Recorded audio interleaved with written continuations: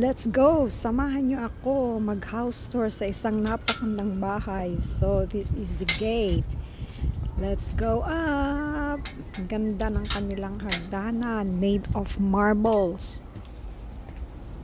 Ayan. A house is not a home. A home is where your family is. True? See? Ito yung maliit na gate.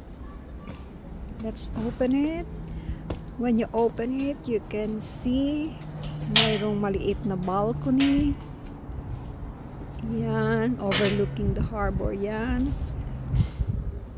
Then, pagpasok mo, yan na yung hallway. Just keep going.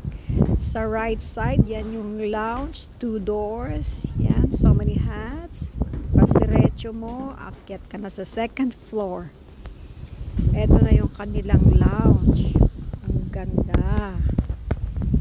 Fireplace, bookshelf, ganda ng chandelier. Lakad-lakad tayo. Ito yung kanilang mini dining o pagkapihan pag merong kausap na kaibigan or any guest. Ang ganda. Yan, may pintuan palabas kung ayaw mong makaistorbo. Yan. Etong pintuan palabas naman sa kanilang mini garden. Mayroong maliit na fish pan dyan. Lakad mo diretso sa kaliwa, nandyan yung toilet para sa mga bisita o sa'yo kasi wala namang yan. Then diretso ka, yan yung kanilang mini patio and kitchen. Ang ganda ng kitchen. Ito talaga yung gusto kong kitchen. Hindi siya maluwang pero maganda at malinis tingnan. Yan, dishwasher. Lakad-lakad. Ganda ng oven. Ito yung kanilang pantry. Buksan natin. Yan, nandyan yung microwave. And then, ito naman yung hidden fridge nila. Hindi mo malalaman na mayroong refrigerator pa sa kitchen kasi nakatago. Yan, lakad tayo. Ngayon, let's go upstairs. Ang ganda. Hindi siya kalakihang bahay pero ang ganda ng layout. So, eto na. Akit tayo sa 2nd floor. Yan. May halaman siya, lampshade na maganda. Sa right side, ganda rin ang chandelier. Sa right side, diretso tayo. Sa may kanan, nandyan yung bathroom para sa mga guest uli at saka para dyan sa mga natutulog dyan sa room nila. Pwedeng guest room, pwede ring family room. Yan. Ang ganda, diba? Ito. Built-in cabinet yan.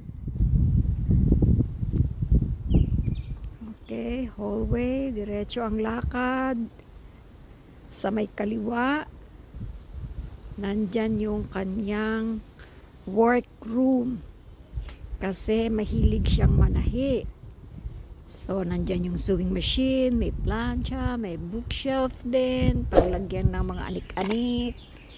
Yan. Yan naman yung packet sa 3rd floor. Then, may bookshelf din sa alley, sa hall nila. Papunta sa guest room, overlooking again yung may veranda dyan, overlooking the harbor again, TV, my bed, and then yung sa likod ng bed, sa likod ng couch, may bed dyan na foldable sa wall. Anyway, akyat tayo sa 3rd floor. Ito na yung kanilang pinaka master's bedroom. Yan, may veranda din or balcony. Yan ang kanilang bed. Then sa kaliwa, nandyan yung kanilang bathroom. Ganda ng bathroom. Yan. Diba?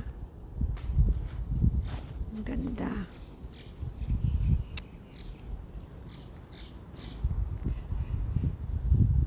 Double shower.